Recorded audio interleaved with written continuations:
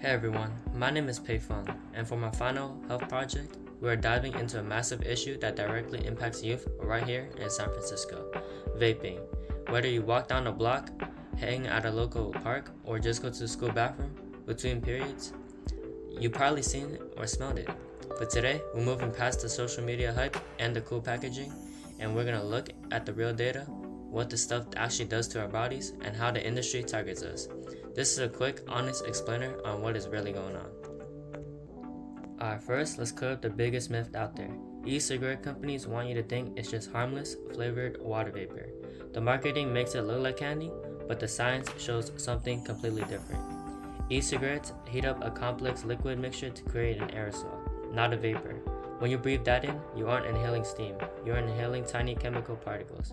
We're talking about heavy metals like nickel, tin, and lead from the heating coils, alongside toxic chemicals like acrolein, which is used in weed killer, and formaldehyde, a chemical used in building materials, and the main engine driving all of it, nicotine, a highly addictive substance that alters the way your brain works. Let's look at the actual numbers. According to data from the Centers for Disease Control and Prevention and the California Department of Public Health, youth vaping escalated dramatically over the last decade, right here in San Francisco. Even with the city passing strict bans on flavored tobacco products, thousands of high school students still report regular use. The industry knows exactly what they are doing.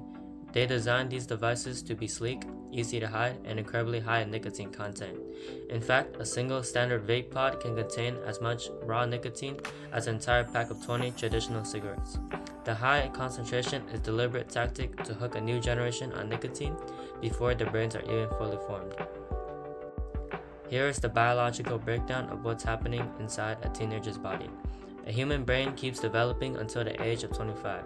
Every time you learn a new skill, study for a test, or make a memory, your brain builds pathways called synapses. Nicotine literally changes the chemistry of how those synapses are formed. It directly messes with the parts of your brain that controls your attention span, your ability to learn, and your impulse control. Even worse, while many people vape because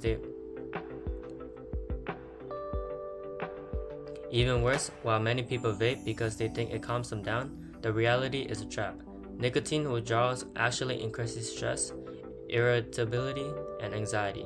It causes a vicious loop. You vape to stop the stress, but the chemical dependency is what's causing the stress in the first place. The good news is that nobody has to deal with this alone, and there is a massive network of support right here in the city. San Francisco offers excellent, free, completely confidential healthcare resources built just for teens like you.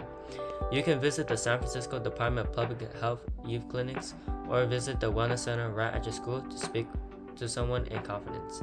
If you prefer support directly on your phone, you can text QUIT NOW to 847-41 to join This Is Quitting.